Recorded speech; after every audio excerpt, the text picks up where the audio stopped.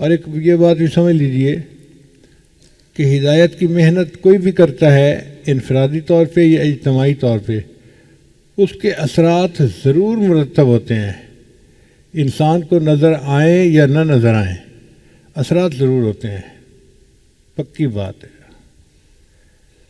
اللہ کے پیارے حبیب صلی اللہ علیہ وسلم مکہ مکرمہ کے لوگوں کو ہدایت کی طرف بلاتے رہے، ان میں سے کچھ نے بات مانی اور بہت ساروں نے نہیں مانی۔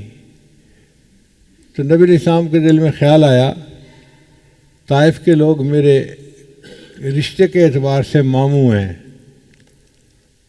تو میں ان کے پاس جاؤں، ہو سکتا ہے کہ وہ رشتہ داری کا خیال رکھیں اور وہ میری بات کو قبول کر لیں، تو پھر مکہ والوں کے لیے بھی دین قبول کرنا آسان ہوگا۔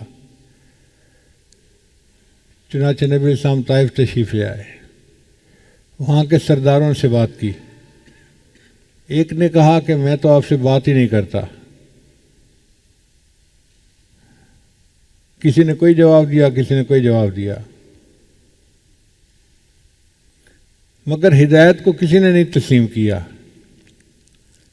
اب انہوں نے کیا کام کیا کہ ہم نے تو ان کی بات کو ریجیکٹ کر دیا ہے، اب یہ کہیں عوام الناس سے بات نہ کر لیں، تو انہوں نے لوگوں کو کہہ دیا کہ جن کو یہاں طائف کی بستی میں نہ ٹھہرنے دو، ان کو یہ بستی سے ہی چلے جائیں۔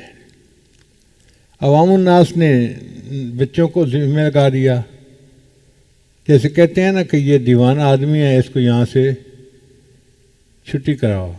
اب وہ بچے پیچھے لگ گئے اور انہوں نے پتھر پھینکے۔ سردی کا زمانہ تھا، نبی علیہ السلام نے موٹے کپڑے پہنے ہوئے تھے، پاؤں میں چمڑے کے موزے تھے۔ حدیث پاک میں آتا ہے کہ چمڑے کے موزے کے اندر خون بھر گیا۔ وہ جو پتھر لگے تو پتھر سے قطرے رستے ہیں نا خون کے، وہ خون کے قطرے رسے تو جو موزے تھے وہ خون سے بھر گئے۔ اب عرب کے دستور کے مطابق آئے ہوئے مہمان کو بٹھاتے ہیں، پانی پوچھتے ہیں، کھانا کھلاتے ہیں، مہمان نوازی کرتے ہیں، پھر اس سے رخصت کرتے ہیں۔ مگر یہاں تو ان لوگوں نے کسی چیز کا خیال نہیں رکھا، تو نبی علیہ السلام کا دل بڑا ٹوٹا، بڑا دل آزاری ہوئی۔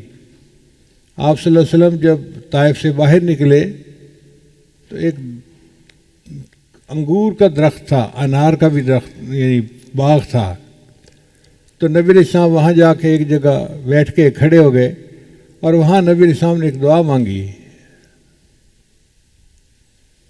اے اللہ میں آپ سے اپنی کمزوری کی اور قوت کی کمی کی شکایت کرتا ہوں۔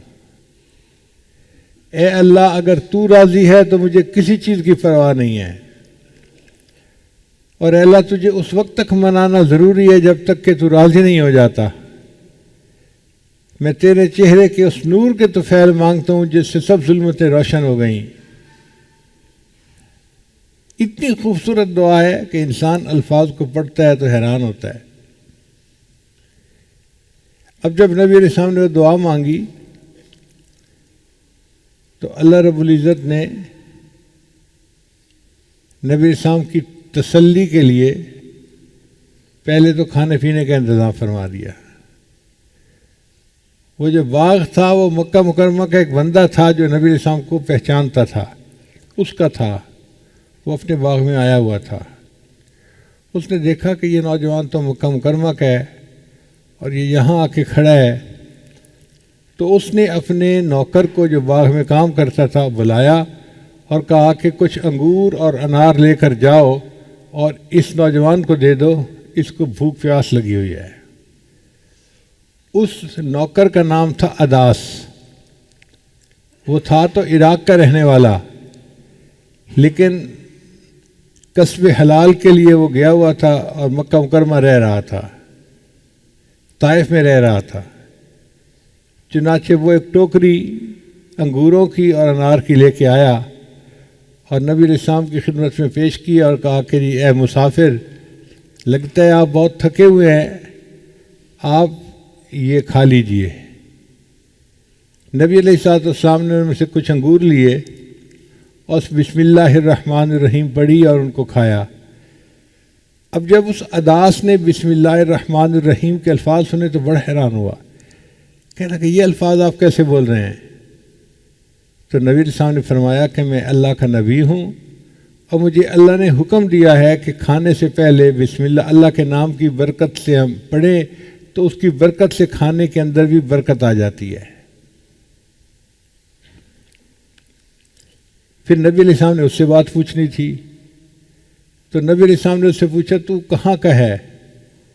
چونکہ عراق کے لوگوں کی شکل صورت رنگ اور تھا، عرب کے لوگوں کا اور تھا، تو واضح پتہ تھا کہ یہ باہر سے آیا ہوا بندہ ہے۔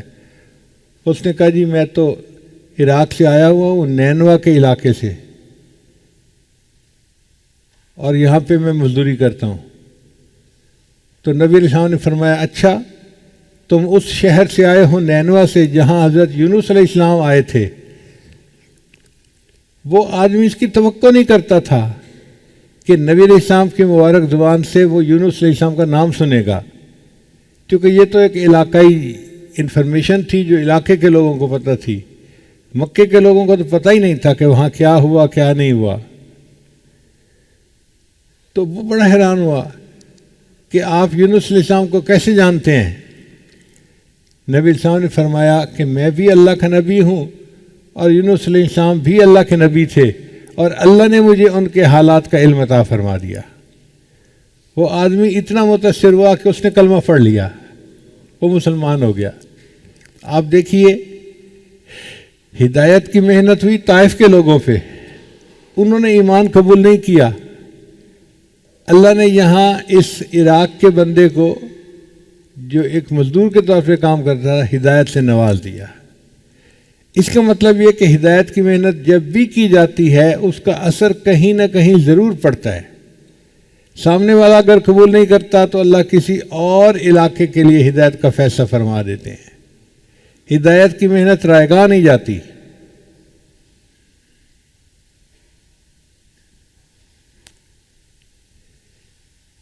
پھر نبی علیہ السلام کے پاس فرشتے آئے، انہوں نے کہا کہ جی میں فرشتہ ہوں جس کے پاس پہاڑوں کا انتظام ہے، اگر آپ مجھے حکم دیں تو میں ان دو پہاڑوں کو آپس میں ٹکرا دیتا ہوں اور یہ جو بستی کے لوگ ہیں ان کو درمیان میں پیس دیا جائے گا۔ تو نبی علیہ السلام نے جواب میں فرمایا کہ نہیں ایسا مت کرو، اگر یہ لوگ ایمان نہیں لائے تو مجھے امید ہے کہ ان کی اولادوں میں ایسے لوگ آئیں گے جو ایمان کو قبول کرنے والے بن جائیں گے۔ اور وہی ہوا کہ بعد میں ایک وقت ایسا بھی آیا جب طائف کے لوگ خود مدینہ آ کر مسلمان ہوئے اور ان کی اولادوں کو اللہ نے ایمان کے لیے قبول کر لیا، اور نبی علیہ السلام کی بات 100% سچ نکلی۔ پھر نبی علیہ السلام وہاں سے مکہ مکرمہ کی طرف چلے، مگر دل بڑا آزردہ تھا۔ راستے میں ایک جگہ رات گزاری اور فجر کی نماز پڑھی۔ فجر کی نماز میں نصیبین جگہ تھی، وہاں پر جن آئے اور جنوں نے نبی علیہ السلام کے ہاتھ پہ اسلام کو قبول کر لیا۔ تو علماء نے لکھا ہے کہ محنت ہوئی ہدایت کی طائف میں، پتھر کھائے طائف میں، قربانی دی طائف میں، اللہ نے ایک عراق کے بندے کو ہدایت عطا فرما دی اور ایک اللہ نے جنوں کو ہدایت عطا فرما دی۔ اس کا مطلب یہ کہ ہدایت کی محنت کرنے پر اللہ نظر آنے والے لوگوں کو بھی ہدایت دیتے ہیں اور ان کو بھی ہدایت دیتے ہیں جن کو بندہ دیکھ ہی نہیں سکتا، دور کہیں ہوتے ہیں۔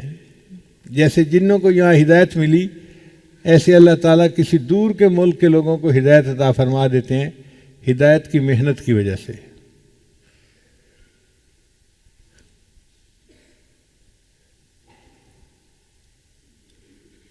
نبی علیہ السلام نے کلمے کی تعلیم بھی دی لوگوں کو، اور اس ہدایت کے لیے نبی علیہ السلام نے ہر ممکن کوشش کی۔ حتیٰ کہ ایک ایسے بھی صحابی ہیں، ان کا نام ہے حضرت رکانہ رضی اللہ تعالیٰ عنہ۔ وہ اپنے علاقے کے بڑے پہلوان تھے، اپنے علاقے کے رستم تھے، یوں سمجھ لیجیے۔ ان کو اپنی قوت بدن کے اوپر بڑا فخر تھا۔ انہوں نے سنا کہ مدینہ میں ایک شخص آئے ہیں جو نبوت کا دعویٰ کرتے ہیں، تو وہ چلے معلومات کرنے کے لیے۔ اللہ کی شان کے مدینہ طیبہ داخل ہونے سے تھوڑا پہلے، جیسے شہر کے باہر کا علاقہ ہوتا ہے نا، وہاں اس کی نبی علیہ السلام سے ملاقات ہو گئی۔ اس نے نبی علیہ السلام سے پوچھا کہ میں نے سنا ہے کہ اس شہر میں کوئی بندہ آیا ہے جو نبوت کا دعویٰ کرتا ہے۔ تو نبی علیہ السلام نے فرمایا ہاں وہ میں ہوں۔ وہ دیکھ کر بڑا حیران ہو گیا۔ پھر اس نے ایک بات کی، اس نے کہا جی میں دیہاتی آدمی ہوں، علم سے میرا کوئی تعلق نہیں ہے، میں کوئی عالم نہیں ہوں، میں تو ہوں پہلوان۔ آپ میرے ساتھ کشتی کریں، آپ مجھے گرا لیں گے تو میں آپ کی نبوت کو تسلیم کر لوں گا، اور میں اگر آپ کو گرا لوں تو میں آپ کو کیوں اپنے سے بڑا مانوں۔ موٹے بدن کے دماغ میں موٹے ہی ہوتے ہیں۔ آپ دیکھیے اللہ کے حبیب سے اس کے لیے تیار ہو گئے۔ آپ نے فرمایا ایسے تو میرے ساتھ کشتی کر لو۔ کہاں نبوت کا مرتبہ، کہاں وہ علم و عرفان، کہاں وہ اللہ کے حبیب، انبیاء کے سردار، اور کہاں ایک آدمی کی ہدایت کے لیے کشتی کرنے کے لیے تیار۔ چنانچہ جب کشتی ہونے لگی تو نبی علیہ السلام نے اس کو ہاتھ سے پکڑا اور یوں نیچے کر کے گرا دیا۔ وہ کہنے لگا کہ بس لگتا ہے میرا پاؤں پھسل گیا، ورنہ میں کبھی ایسے گرا تو نہیں، دوبارہ پھر کشتی ہونی چاہیے۔ نبی علیہ السلام نے فرمایا بہت اچھا۔ اب جب دوبارہ کشتی کی تو نبی علیہ السلام نے پھر اس کو پکڑا اور پکڑ کے نیچے دکھا دیا۔ اب جب دوسری دفعہ گرا تو کہنے لگا کہ مجھے زندگی میں کبھی کسی پہلوان نے ایسے نہیں گرایا، آپ نے اگر گرایا ہے تو آپ کے پاس صرف جسمانی قوت نہیں، کوئی ایمانی قوت ہے، اس لیے میں تسلیم کرتا ہوں کہ آپ اللہ کے نبی ہیں۔ وہ رکانہ لانو کلمہ پڑھتے ہیں اور صحابی کے درجے میں شامل ہو جاتے ہیں۔ اس کا مطلب یہ کہ ہدایت کی محنت ہر بندے کے لیے ضروری ہے، اور اللہ اس کا نتیجہ ضرور نکالتے ہیں۔ اور ہدایت کے لیے ایک عمل یاد رکھیے، کسی بندے کا عقیدہ ٹھیک نہ ہو، کسی بندے کے عمل ٹھیک نہ ہو، ماں باپ کا نافرمان ہو، یا اور ایسی کوئی اس کے اندر عیب ہو، تو اس کو ایک وظیفہ کروائیں۔ کون سا وظیفہ؟ یا رحمان، یا رحیم، یا ہادی، یہ 3 لفظ یاد رکھیں۔ یا رحمان، یا رحیم، یا ہادی۔ اگر آپ کسی کو کہیں گے نا کہ وہ پڑھو تم نیک بن جاؤ گے، وہ نہیں پڑھے گا۔ آپ حکمت سے کام لیں۔ اگر کوئی بچی ہے، بے نمازی ہے، دنیا کی طرف لگی ہوئی ہے، دین کی طرف آتی نہیں ہے، اس کو کہیں کہ بچہ یہ عمل کرو، ہر نماز پڑھو، اور نماز کے بعد یہ 21 مرتبہ یا رحمان، یا رحیم، یا ہادی۔ اور اگر نماز نہیں بھی پڑھتی تو ویسے ہی دن میں 21 مرتبہ پڑھ لے یا رحمان، یا رحیم، یا ہادی، تو تمہارا رشتہ اچھی جگہ ہو جائے گا۔ اب یہ بات ایسی ہے کہ جس کو سن کے ہر لڑکی متوجہ ہو جاتی ہے، میرا رشتہ اچھی جگہ پہ ہو، میں ہر عمل کرنے کو تیار ہوں۔ تو وہ یہ عمل کرے گی، رشتہ بھی اچھی جگہ ہو جائے گا، اور اس کو ہدایت بھی مل جائے گی، وہ نیکی کی طرف بھی آ جائے گی۔ کوئی بندہ ہے تو اس کو کہے بھئی آپ کرو، آپ کا کاروبار اچھا ہو جائے گا۔ مردوں کو اپنے کاروبار کی بڑی فکر ہوتی ہے، اور ان کو پتہ چل جائے کہ اس عمل سے کاروبار اچھا ہو جائے گا تو وہ رات کو تہجد میں اٹھنے کے لیے بھی تیار ہوتے ہیں۔ تو جو بندہ بھی ہو اس کو کہیں کہ بھئی اس عمل کو کرو، اس سے تمہارا دنیا کا فائدہ ہو جائے گا۔ وہ فائدہ بھی ہوگا، اور ایک فائدہ یہ بھی کہ اللہ اس کو ہدایت بھی عطا فرما دیں گے۔ ہمارا یہ تجربہ ہے کہ جس بندے کو یہ عمل دیا جائے اور وہ اس کو باقاعدگی سے کرے، 40 دن گزرنے سے پہلے اللہ اس کو ہدایت عطا فرما دیتے ہیں۔ ہم نے کفر پہ جمے لوگوں کو اسلام قبول کرتے ہوئے آنکھوں سے دیکھا ہے۔ تو یہ ایک بڑا عظیم عمل ہے، یا رحمان، یا رحیم، یا ہادی۔ اور اپنے لیے بھی پڑھا کریں اس کو، کبھی کبھی 2-3 دفعہ پڑھ کے اللہ سے دعا مانگیں کہ اللہ ہمیں آپ نے ہدایت دی، اب ہدایت کے اوپر ہمیں جما دیجیے، ہم ساری زندگی ہدایت کے اوپر جمے رہیں۔ ہم اس بات کے محتاج ہیں کہ ساری زندگی ہدایت کے اوپر جمے رہیں، موت تک اللہ ہمیں ہدایت عطا فرماتے رہیں۔ جو بندہ مرتے دم تک ہدایت پر رہے گا، جب اس کی روح نکلے گی تو وہ اللہ کا مقرب بندہ ہوگا۔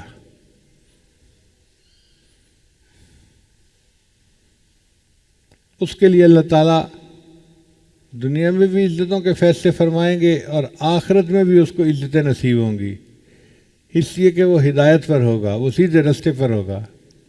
اور یہ اتنی اہم نعمت ہے کہ اس کے لیے دن میں کئی دفعہ دعا مانگی۔ آپ دیکھیے نماز کی ہر رکعت میں ہم دعا مانگتے ہیں، اہدنا الصراط المستقیم، اللہ ہمیں سیدھے راستے کی رہنمائی فرما دیجیے۔ یہ سیدھے راستے کی رہنمائی کیا ہے؟ دین کے اوپر ہمیں جما دیجیے، شریعت و سنت کے اوپر استقامت والی زندگی عطا فرما دیجیے۔ یہ سیدھا راستہ ہے، اس کے اوپر ہم جمے رہیں اور اس کے اوپر ہی ہم زندگی گزارنے والے بن جائیں اور اپنے رب کو راضی کرنے والے بن جائیں۔ جو ہدایت کی محنت کرے گا، اللہ تعالیٰ اس کے بدلے اس کی آنے والی اولادوں کو ہدایت عطا فرمائیں گے۔ ایک دفعہ کفار نے حضرت بلال لانوں کو بہت زیادہ سزا دی، بہت زیادہ سزا دی۔ تو نبی علیہ السلام نے جب دیکھا حضرت بلال لانوں کو اس مشقت میں، اس تکلیف میں، تو نبی علیہ السلام کا دل بہت ٹوٹا۔ آپ صلی اللہ علیہ وسلم نے آسمان کی طرف دیکھا کہ یا اللہ، آپ کا ایک بندہ دین کی خاطر اتنی مشقتیں برداشت کر رہا ہے۔ تو اللہ رب العزت نے نبی علیہ السلام کو ایک نقشہ دکھایا، میرے محبوب پریشان نہ ہوئیے، میں نے بلال کی اس مار کی وجہ سے فلاں فلاں جگہ کے لوگوں کی ہدایت کے فیصلے فرما دیے۔ بلال لانو مار کھا رہے ہیں مکہ مکرمہ میں، اور پتہ نہیں پاکستان، ہندوستان، کس ملک کے لوگوں کے لیے اللہ نے ہدایت کے فیصلے فرما دیے تھے۔ تو ہدایت کی محنت کے اثرات ضرور ہوتے ہیں۔ ہمارا کام ہے محنت کرنا۔ کبھی اللہ دکھا بھی دیتے ہیں، جیسے عداس کو دکھا دیا آنکھوں سے کہ وہ کلمہ پڑھ کے اسلام کو قبول کر رہا ہے، اور کبھی نہیں بھی دکھاتے، جیسے نبی علیہ السلام کے ہاتھوں پہ جنوں نے اسلام کو قبول کیا۔ اب عام آدمی تو جنوں کو نہیں دیکھ سکتا، لیکن اللہ نے ان کو بھی ہدایت عطا فرما دی۔ اور خاص طور پر اس دجالی فتنے کے دور میں اپنے ایمان کے لیے فکر مند رہنا اور اس کے لیے دعا کرتے رہنا، یہ انتہائی ضروری ہے۔ اور جس بندے کا ایمان سلامت رہا، اس نے سب نعمتوں کو پا لیا، وہ سعید بن گیا۔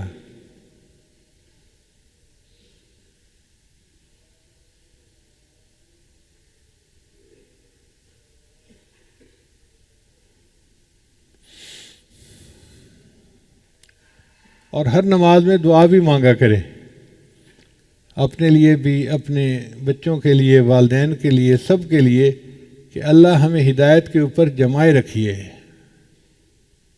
یہ آپ کا ہم پر احسان ہے کہ آپ نے ہمیں ہدایت عطا فرما دی، اس میں ہمارا کوئی کمال نہیں ہے۔ کمال صرف کمال والے کا ہے، پروردگار کا ہے۔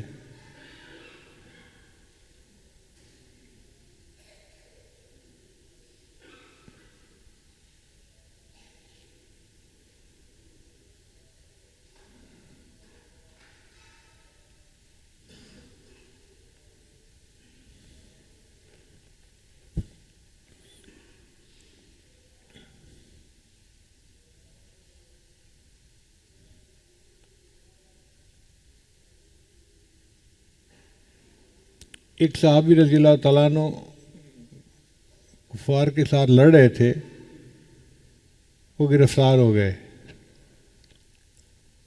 تو ان کو کافر بادشاہ کے سامنے پیش کیا گیا۔ اب کافر بادشاہ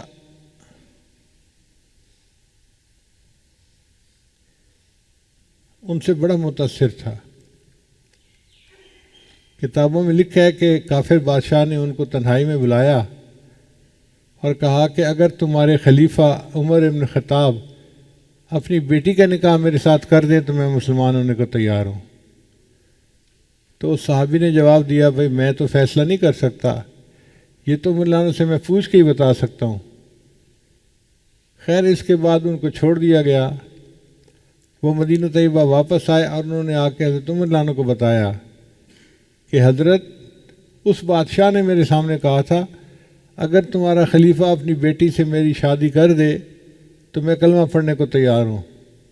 تو مولانا نے فرمایا کہ تم نے ہاں کیوں نہ کر دی؟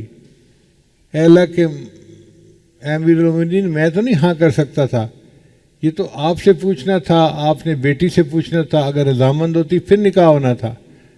تو عمر اللہ نے جواب دیا کہ عمر کی بیٹی کی شان اور بڑھ جاتی اگر اس کی وجہ سے کوئی بندہ ہدایت کو قبول کر لیتا، اس کی شان اور بڑھ جاتی اگر اس کی وجہ سے کوئی بندہ کلمے کو قبول کر لیتا۔ اس کا مطلب یہ کہ کلمے کو پڑھ لینا کسی بندے کا بہت بڑا عمل ہے۔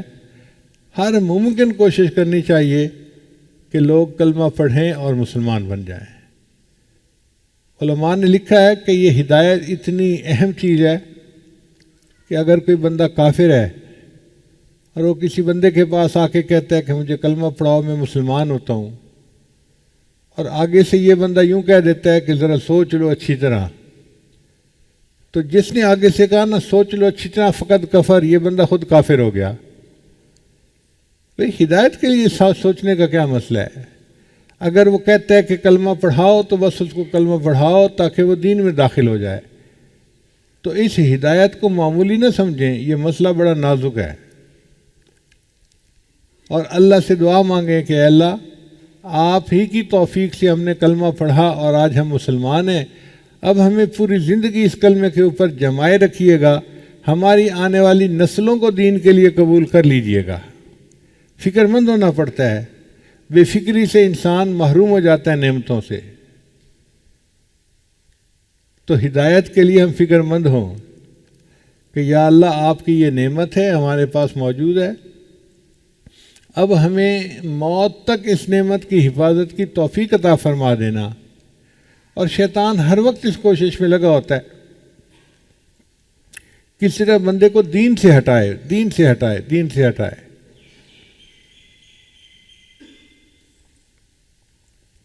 حتیٰ کہ جب موت کا وقت آتا ہے تو شیطان اس بندے کے ماں باپ کی شکل میں آتا ہے اور اس بندے کو آ کے کہتا ہے کہ دیکھو ہم تمہارے ماں باپ ہیں، ہم مر گئے تھے، اور آگے جا کے ہمیں پتہ چلا کہ عیسائیت یا یہودیت اچھا ٹھیک مذہب ہے، لہذا تم بھی قبول کر لو۔ تو ماں باپ کی شکل میں وہ ماں باپ نہیں ہوتے، وہ ماں باپ کی شکل میں شیطان آتا ہے اور بندے کو تلقین کرتا ہے کہ تم عیسائیت اور یہودیت کو قبول کر لو، اور وہ بندہ اگر ظاہر پہ عمل کرنے والا ہے، سنی سنائی باتوں پہ قبول کرنے والا ہے، تو وہ اس کو قبول کر لیتا ہے اور ایمان سے محروم ہو کے دنیا سے چلا جاتا ہے۔ اس لیے ہدایت کے اوپر پکے رہنا اور اس کی دعائیں مانگتے رہنا یہ ہم میں سے ہر ایک کے لیے ضروری ہے۔ ہمیں اللہ نے صحت عطا فرمائی، تعلیم عطا فرمائی، عزت عطا فرمائی، اولاد عطا فرمائی، کاروبار عطا فرمایا، جو عطا فرمایا وہ سب چھوٹی نعمتیں ہیں۔ سب سے بڑی نعمت جو ہمارے پاس ہے وہ کون سی ہے؟ ہدایت ہے، کہ ہم ایمان کے اوپر ہیں۔ اب ہم یہ فیصلہ کر لیں کہ ہم نے ایمان سے پیچھے نہیں ہٹنا۔ ہمیں کوئی آگ میں دھکا دینا چاہتا ہے تو دے دے، اگر ہمیں پھانسی پہ لٹکانا چاہے تو لٹکا دے، لیکن ہم نے ایمان کو نہیں چھوڑنا۔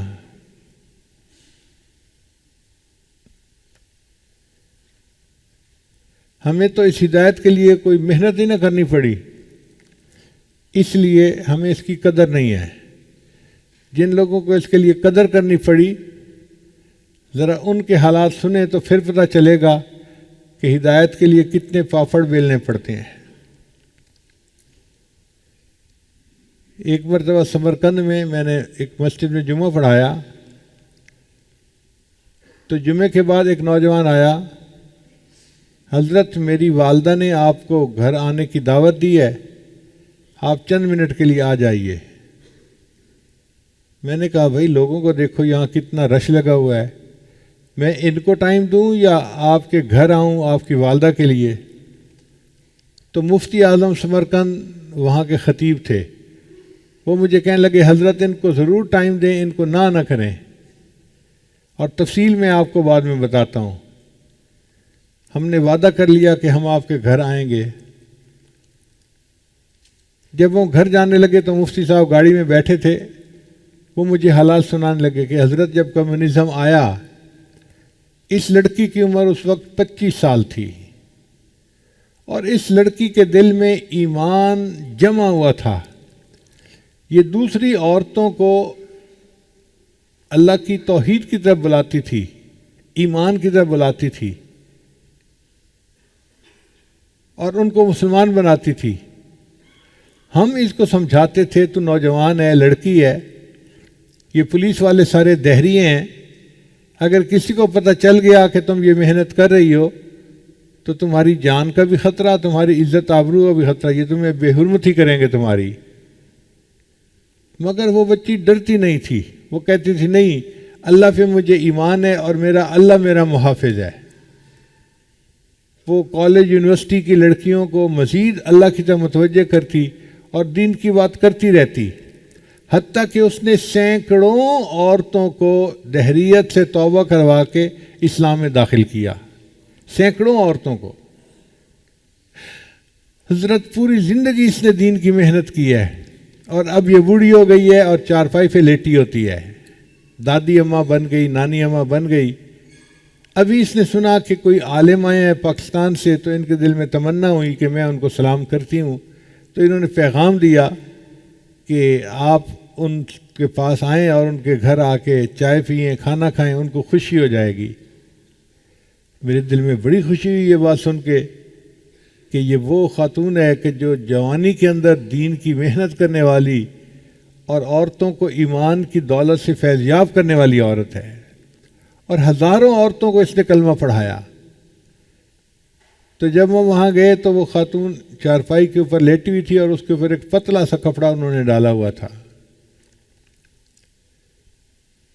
تو مفتی صاحب نے بھی سلام کیا، میں نے بھی ان کو سلام کیا۔